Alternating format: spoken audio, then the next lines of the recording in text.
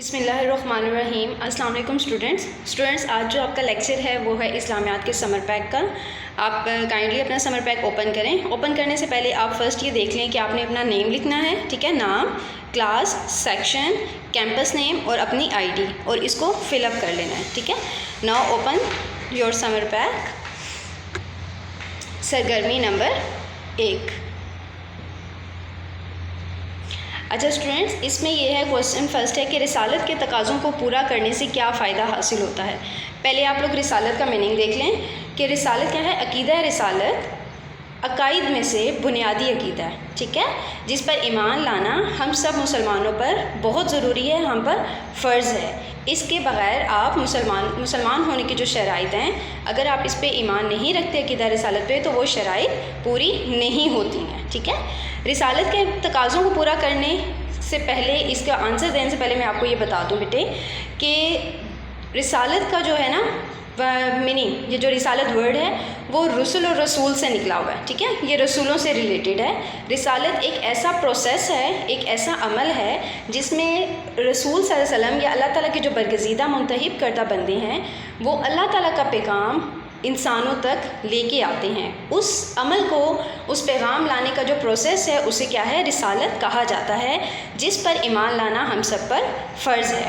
اب رسول کون ہوتے ہیں؟ رسول بیٹے اللہ تعالیٰ کے ایسے منتخب کردہ برگزیدہ اور نیک بندے ہیں جنہیں اللہ تعالیٰ نے منتخب کیا ہے، اور وہ اللہ تعالیٰ کا پیغام کیا ہے، لوگوں تک لے کے آتے ہیں۔ وہ خاص بندے ہیں، ٹھیک ہے، انہیں نبی اور رسول کہا جاتا ہے۔ آپ سب کو پتہ ہے بیٹے کہ اللہ تعالیٰ نے 1,24,000 پیغمبر اور رسول بھیجے ہیں، ٹھیک ہے، اور یہ سلسلہ کس سے شروع ہوا؟ حضرت آدم علیہ السلام سے شروع ہوا اور حضرت محمد صلی اللہ علیہ وسلم پر ختم ہوا۔ یعنی آپ صلی اللہ علیہ وسلم اللہ تعالیٰ کے آخری نبی ہیں، اور آپ صلی اللہ علیہ وسلم کے بعد کوئی بھی نبی نہیں آئے گا، ٹھیک ہے۔ اور اس عقیدے کو کیا کہتے ہیں؟ عقیدہ ختم نبوت۔ قرآن پاک میں بیٹے بہت واضح الفاظ میں اللہ تعالیٰ نے بیان کر دیا ہے کہ ما کان محمد ابا احد من رجالکم ولکن رسول اللہ و خاتم النبیین، کہ محمد صلی اللہ علیہ وسلم تمہارے مردوں میں سے کسی کے باپ نہیں ہیں، وہ اللہ کے رسول ہیں اور نبیوں کی مہر کو یا نبیوں کی لڑی کو کیا ہے، ختم کرنے والے ہیں، ٹھیک ہے۔ کیا ہے کہ رسالت کے تقاضے کون کون سے ہیں؟ ٹھیک ہے بیٹے، رسالت کے تقاضے یہ ہیں کہ اب آپ کو پتہ ہے کہ تمام نبیوں نے کیا ہے، عقیدہ توحید، انہوں نے اپنے وقت کے اکارڈنگ، جتنے بھی نبی آئے ہیں انہوں نے اپنے وقت کے اکارڈنگ اپنے لوگوں کو کیا ہے، عقیدہ توحید کی، برے کاموں سے بچنے اور اچھے کام کرنے کی تلقین کی، تقوی اختیار کرنے کا حکم دیا۔ یہ ان کی مشترکہ کیا ہیں، مشترکہ تعلیمات ہیں جو ہر نبی نے اپنی قوم کو دی ہیں۔ اب کیا ہے کہ رسالت کے تقاضے کون کون سے ہیں؟ رسالت کے بیٹے تقاضے یہ ہیں کہ محبت رسول صلی اللہ علیہ وسلم، یعنی اپنے رسولوں سے محبت کرنا، ٹھیک ہے، ان کی اطاعت کرنا، انہوں نے جو بھی کرنے کے لیے کہا ہے ان کا کہنا ماننا، اور جن کاموں سے انہوں نے بچنے کے لیے کہا ہے ان کاموں سے بچ جانا، ان کی تعظیم کرنا، یعنی ان کی عزت اور تکریم میں کوئی بھی کمی پیشی نہ کرنا۔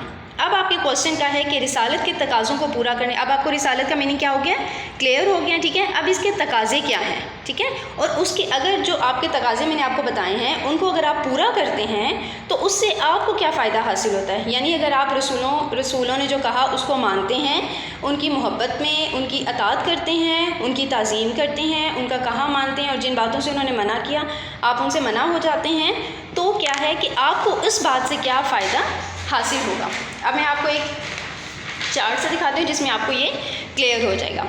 رسالت کے تقاضوں کو پورا کرنے کے فوائد کیا ہیں؟ صحیح ایمان نصیب ہوتا ہے، یعنی نبی کریم صلی اللہ علیہ وسلم نے جو کچھ کرنے کے لیے کہا ہے اگر آپ اسے پورا کرتے ہیں تو آپ کو صحیح ایمان نصیب ہو جاتا ہے۔ نمبر 2، دنیا اور آخرت میں کامیابی اور سرخروئی حاصل ہوتی ہے۔ ظاہر ہے جو نبیوں نے کہا ہے اگر آپ اس کو مان لیتے ہیں تو وہ کامیابی کس کی ہے، دنیا میں بھی ہے اور آخرت میں بھی ہے۔ اب جو اللہ تعالیٰ کی رضا حاصل ہوتی ہے، یعنی جو احکامات اب نبیوں نے وہی کہا ہے بیٹے جو اللہ تعالیٰ نے انہیں کرنے کے لیے کہا ہے، انہوں نے اب خود سے کچھ بھی نہیں کہا، تو کیا ہے کہ جو انہوں نے کرنے کا حکم دیا ہے جب آپ وہ حکم کریں گے تو کیا ہوگا، اللہ تعالیٰ کی رضا، اللہ تعالیٰ کی خوشنودی، اللہ تعالیٰ کی خوشی آپ کو حاصل ہوگی۔ اور لاسٹ پوائنٹ یہ ہے کہ قرآن پاک کو سمجھنے میں مدد ملتی ہے، یعنی نبیوں نے جو کچھ بھی کہا ہے اس سے کیا ہوتا ہے کہ جب آپ اس پہ عمل کرتے ہیں تو ظاہر ہے قرآن پاک میں جو کچھ ہے وہی نبی نے کہا ہے، ٹھیک ہے۔ ایسے ہی ہے نا کہ حضور صلی اللہ علیہ وسلم نے وہی سب کہا ہے جو قرآن پاک میں موجود ہے، تو جب وہ ساری کمپلیٹ آپ کرتے ہیں تو اس سے کیا ہوتا ہے کہ قرآن پاک کو سمجھنے میں آپ کو مدد ملتی ہے۔ یہاں آپ کا بیٹے یہ آنسر کیا ہے، سرگرمی نمبر 1 کیا ہے، کمپلیٹ ہو جاتی ہے۔ سرگرمی نمبر 2 کریں گے، جس میں ہمارے پاس کوشچن ہے عقیدہ توحید پر نوٹ لکھیے۔ عقیدہ کیا ہے بیٹے، عقد اور عقائد سے نکلا ہے، یعنی کہ عقد کی جمع عقائد ہیں، ٹھیک ہے۔ عقائد کیا ہے، عقد کی جمع ہے، جس کے معنی ہیں گرہ باندھنے کے، مضبوطی سے کسی چیز کو پکڑ لینے کے یا باندھ لینے کے، مضبوط کرنے کے، پکا کرنے کے، ایسی چیز جو پھر کھل نہ سکے۔ اور توحید کے معنی آپ سب کو پتہ ہے کہ توحید کے لغوی معنی ہیں ایک ماننا، اکیلا ماننا، واحد یعنی کہ سنگل، اور اس جیسا کوئی اور نہ ہو۔ اسلام میں توحید کے معنی ہیں اللہ تعالیٰ کی وحدانیت پر یقین رکھنا، ٹھیک ہے، یعنی اس بات پر یقین رکھنا کہ اللہ تعالیٰ اپنی ذات، صفات اور افعال میں یکتا ہے، اکیلا ہے، اس جیسا اور کوئی نہیں ہے۔ وہ حیو یا قیوم ہے، یعنی ہمیشہ سے ہے اور ہمیشہ رہنے والا ہے، اس کو فنا نہیں ہے۔ اس بات پر سچے دل سے ایمان لانا کیا کہلاتا ہے، عقیدہ توحید کہلاتا ہے۔ اب کیا ہے کہ عقیدہ توحید بنیادی عقائد میں سے پہلا عقیدہ ہے، ٹھیک ہے، یعنی باقی عقائد تو بیٹے بعد میں آتے ہیں، پہلے آپ کو عقیدہ توحید پر، مسلمان ہونے کے لیے عقیدہ توحید پر ایمان لانا سب سے بنیادی شرط ہے۔ تمام انبیاء کرام نے کیا ہے، عقیدہ توحید کا ہمیں درس دیا ہے، یعنی تمام نبی 1,24,000 جو پیغمبر آئے ہیں ان سب نے کیا کیا، ہمیں عقیدہ توحید کا یعنی اللہ تعالیٰ کے ایک ہونے پر ایمان لانے کا حکم دیا ہے۔ اب کیونکہ تمام کائنات کا خالق و مالک صرف اللہ تعالیٰ کی ذات ہے، اور قرآن پاک میں بھی بے شمار مقامات پر کیا ہے، اللہ تعالیٰ کی وحدانیت کا ذکر کیا گیا ہے۔ سب سے امپورٹنٹ جو صورت ہے جس میں صرف اللہ تعالیٰ کی وحدانیت بیان کی گئی ہے وہ سورہ اخلاص ہے، قرآن پاک کے آخری پارے میں ہے۔ قل هو اللہ احد، کہہ دیجئے کہ اللہ تعالیٰ ایک ہے، اللہ الصمد، اللہ کسی کا محتاج نہیں ہے، لم یلد ولم یولد ولم یکن لہ کفوا احد، وہ نہ وہ کسی کا باپ اور نہ بیٹا ہے اور کوئی بھی اس کا ہمسر نہیں ہے، یعنی اللہ تعالیٰ جیسا اور کوئی بھی نہیں ہے، وہ اپنی ذات اور صفات میں اکیلا اور یکتا ہے۔ یہ ساری باتیں بیٹے آپ نے اس نوٹ میں لکھنی ہیں، عقیدہ توحید کے نوٹ میں، کہ عقیدہ توحید کا کیا ہے میننگ لکھنا ہے آپ نے، جو آپ کو لیکچر میں بتایا گیا ہے، اس کی ذات اور صفات میں بتانا ہے کہ وہ اکیلا ہے، اور تمام انبیاء نے کیا ہے، عقیدہ توحید کا درس دیا ہے، اس بات پر یقین لانا کیا ہے، مسلمان ہونے کی بنیادی شرط ہے۔ اور پھر سورہ اخلاص کا حوالہ دینا ہے کہ سورہ اخلاص میں اللہ تعالیٰ کی وحدانیت کا ذکر کیا گیا ہے، ٹھیک ہے۔ ناؤ کوسچن نمبر 3، سرگرمی یعنی ایکٹیویٹی نمبر 3، اپنے ڈیٹ بیٹے مسٹ کرنی ہے، اس کو ڈیٹ کو آپ نے مسٹ لکھنا ہے۔ اس کے بعد ہے موجودہ دور میں زکوٰۃ کے نظام کی اہمیت واضح کریں۔ اب تقریباً موسٹلی بچوں کو زکوٰۃ کے بارے میں پتہ ہے کہ زکوٰۃ کیا ہے۔ زکوٰۃ بیٹے ارکان اسلام میں ایک بنیادی رکن ہے، ٹھیک ہے۔ زکوٰۃ کے جو لفظی معنی ہے، جو اس کے لفظ کے میننگ ہیں، وہ کیا ہیں، پاک ہونا، بڑھنا، نشو و نما پانا، یعنی ایسی چیز جس کو آپ پاک کرتے ہیں، پاک صاف کر دیتے ہیں، فلٹر کر لیتے ہیں، ٹھیک ہے۔ اسلام میں حلال طریقے سے کمائے گئے مال میں سے اللہ تعالیٰ کی راہ میں خرچ کرنا ہے۔ اب زکوٰۃ کی ادائیگی سے کیا ہوتا ہے بیٹے، نہ صرف مسلمانوں کا مال پاک صاف ہو جاتا ہے، اس میں برکت بھی ہوتی ہے اور اس میں مزید اضافہ ہوتا ہے، ٹھیک ہے۔ اور زکوٰۃ دینا سب پر فرض ہے۔ اب زکوٰۃ کن لوگوں پر فرض ہوتی ہے بیٹے، زکوٰۃ ان لوگوں پر فرض ہوتی ہے جن کے پاس ایک خاص مقدار میں سونا، چاندی، نقدی روپیہ پیسہ موجود ہوتا ہے اور اسے جمع کیے ہوئے ان کے پاس 1 سال گزر گیا ہو، تو ان لوگوں پہ زکوٰۃ فرض ہو جاتی ہے۔ یعنی وہ زکوٰۃ غریبوں میں، مسکینوں میں، محتاجوں میں، ان سب لوگوں میں کیا ہے، وہ زکوٰۃ دی جاتی ہے۔ زکوٰۃ کیا ہے، رمضان کے مہینے میں بھی دی جاتی ہے اور ویسے بھی آپ اسے دے سکتے ہیں۔ کا جو کوشچن ہے وہ ہے کہ موجودہ دور میں زکوٰۃ کے نظام کی اہمیت واضح کرنی ہے، یعنی امپورٹنس بتانی ہے کہ جو آج کل کا دور ہے اس میں زکوٰۃ کی کیا امپورٹنس ہے، ٹھیک ہے۔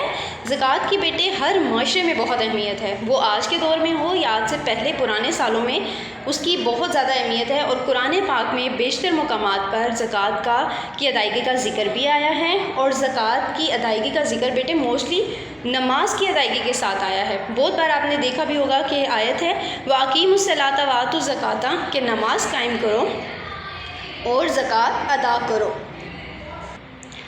اچھا، اس کی امپورٹنس کا اندازہ بیٹے آپ ایسے بھی لگا سکتے ہیں کہ اللہ تعالیٰ نے دنیا میں کچھ لوگوں کو مال بہت زیادہ دیا ہے اور کچھ کو کم دیا ہے، ٹھیک ہے؟ جس طرح زندگی اور موت اللہ تعالیٰ کے اختیار میں ہے، اس طرح سب کو رزق دینا بھی اللہ تعالیٰ نے اپنے اختیار یعنی اپنے ہاتھ میں رکھا ہے۔ وہ جسے چاہے عطا کرے اور جسے چاہے روک لے، جسے چاہے عطا نہ کرے، ٹھیک ہے؟ تو جسے عطا کیا گیا ہے اسے چاہیے کہ وہ اپنے مال کو پاک کرنے کے لیے زکوٰۃ کی ادائیگی کو یقینی بنائے، لوگوں کو زکوٰۃ دے۔ جب کوئی مسلمان، اللہ تعالیٰ خود فرماتا ہے بیٹے، جب کوئی مسلمان کیا ہے اللہ تعالیٰ زکوٰۃ دیتا ہے نا، تو وہ اللہ تعالیٰ کو قرض دیتا ہے بیسیکلی، کیونکہ وہ اللہ تعالیٰ کی مخلوق کو دے رہا ہے نا، اپنے روپے پیسے میں سے، اپنے رزق میں سے وہ اللہ کی مخلوق کو اللہ تعالیٰ کی رضا کے لیے دے رہا ہے، تو اللہ تعالیٰ اس سے بہت زیادہ خوش ہوتا ہے اور قرار دیتا ہے کہ اس انسان نے یا اس مسلمان نے مجھے قرض دیا ہے، یعنی ہم جو زکوٰۃ دیتے ہیں وہ ہم اللہ تعالیٰ کو قرض دے رہے ہیں، اور اللہ تعالیٰ قیامت کے دن وہ قرض ہمیں دگنا تگنا بہت زیادہ کر کے ہمیں عطا کرے گا، اور یہ اللہ تعالیٰ کا وعدہ ہے، اور بے شک اللہ تعالیٰ اپنے وعدہ پورا کرنے میں لاسانی ہے، وہ اپنا وعدہ ہمیشہ پورا کرتا ہے۔ اچھا، اب اس سے فائدہ کیا ہوتا ہے زکوٰۃ سے بیٹے؟ زکوٰۃ سے فائدہ یہ ہوتا ہے کہ مال گردش میں رہتا ہے، یعنی آپ کا جو مال ہے، روپیہ پیسہ ہے، وہ چلتا رہتا ہے، وہ رکتا نہیں ہے، ٹھیک ہے؟ وہ گردش میں رہتا ہے۔ آپ کو پتہ ہے کہ جب فار ایگزامپل دیکھیں، جب کوئی پانی کھڑا ہوا ہوتا ہے، ٹھیک ہے، اسٹک پانی کیا ہوتا ہے؟ وہ اسمیل چھوڑ دیتا ہے، ایسے ہی ہے نا، اس میں سے اسمیل آنا شروع ہو جاتی ہے، وہ گندا ہو جاتا ہے، تو اسے، اور وہ جو پانی چلتا رہتا ہے، جیسے کوئی دریا کا یا ندی کا جو پانی، چشمے کا پانی وہ چلتا رہتا ہے، وہ کیا ہوتا ہے؟ وہ پاک صاف ہوتا ہے۔ اسی طرح اب جو مال آپ جمع کر کے اپنے پاس رکھتے ہیں، وہ ایک دن کیا ہے؟ خراب ہو جائے گا۔ وہ اس کی مثال ایسی ہے بیٹے کہ وہ خراب ہو جائے گا، وہ کسی کام کا نہیں رہے گا آپ کے لیے، لیکن جو مال چلتا رہے گا، گردش میں رہے گا، وہ پاک صاف رہے گا، وہ گندا نہیں ہوگا، ٹھیک ہے؟ اب مال کیا ہے؟ امیروں سے غریبوں میں بھی آتا رہتا ہے، ایسے ہی ہے نا، جو امیر لوگ ہیں جن کے پاس روپیہ پیسہ ہے، استطاعت ہے زکوٰۃ دینے کی، وہ کیا ہے؟ زکوٰۃ کو دیتے رہیں گے۔ اچھا، اس کا ایک بنیادی فائدہ یہ بھی ہے بیٹے کہ جب زکوٰۃ کی ادائیگی ہوتی ہے نا، تو جو غریب لوگ ہوتے ہیں نا، ان کے دلوں میں امیروں کے لیے محبت پیدا ہو جاتی ہے، کہ کیونکہ امیر ان کی ہیلپ کر رہے ہیں، تو وہ اس کے لیے کیا ہے؟ اس کی محبت ان میں ہوتی ہے، اور ان کے لیے احترام بھی ہوتا ہے۔ اور اسی طرح جو ہے، جو امیر لوگ ہوتے ہیں، جب وہ اپنی دولت دوسروں کو دیتے ہیں، یعنی غریبوں کو دیتے ہیں، تو ان کے دلوں میں بھی آپ کے لیے احترام پیدا ہو جاتا ہے کہ یار ہم ان کی مدد کر رہے ہیں، وہ اچھے ہیں تو ہم ان کی مدد کر رہے ہیں۔ اس طرح کیا ہے؟ معاشرے سے غربت اور افلاس کی کمی بھی واقع ہو جاتی ہے، یعنی جو معاشرے میں غریب لوگ ہیں ان کا خاتمہ بھی ہو جاتا ہے، سب میں ایکویلٹی آ جاتی ہے، جو کہ ہمیں اسلام نے حکم دیا ہے، ٹھیک ہے؟ یعنی ایکویلٹی کا حکم دیا نا اسلام میں، تو کیا ہے؟ زکوٰۃ کی ادائیگی سے ایکویلٹی پیدا ہو جاتی ہے۔ اچھا، آج کا لیکچر بیٹے ختم ہو گیا، تو اب میں آپ کو message of the day they دوں۔ آج کا بیٹے میسیج آف دا ڈے یہ ہے کہ آپ کو اگر اللہ تعالیٰ نے استطاعت دی ہوئی ہے نا، کہ اگر آپ کے پاس روپیہ پیسہ ہے، اس کے علاوہ بھی کوئی چیز ہے جو ایکسٹرا بھی ہے، جو آپ کو لگتا ہے کہ آپ کے یوز میں نہیں ہے، تو وہ آپ کسی کی ہیلپ کرنے کے لیے، ہو سکتا ہے وہ اسی چیز کی نیڈ دوسرے انسان کو بھی ہو، تو آپ اس کی ہیلپ کے لیے کیا ہے؟ وہ چیز اس کو دے سکتے ہیں، نہ صرف یوز کے لیے بلکہ اس کو مستقل طور پہ بھی وہ چیز دے سکتے ہیں، یعنی کہ آپ شیئر کر سکتے ہیں اپنی چیزیں ایسے لوگوں کے ساتھ جو اس چیز کو خرید نہیں سکتے، اس کو بائی نہیں کر سکتے، آپ ہیلپ کے طور پہ ان کی وہ ہیلپ کر سکتے ہیں۔ اس چیز کو اپنی لائف میں بیٹے یقینی بنائیں، اپنی چیزیں شیئر کرنا سیکھیں، اپنی چیزیں دوسروں کو بانٹ کے استعمال کرنا سیکھیں، دوسروں کی چیزوں پہ نظر نہ رکھیں، اور کوشش کریں کہ اپنی جتنی آپ کی چیزیں ہیں آپ انہیں ایک دوسرے کے ساتھ شیئر کر سکیں۔ جزاک اللہ، اللہ حافظ۔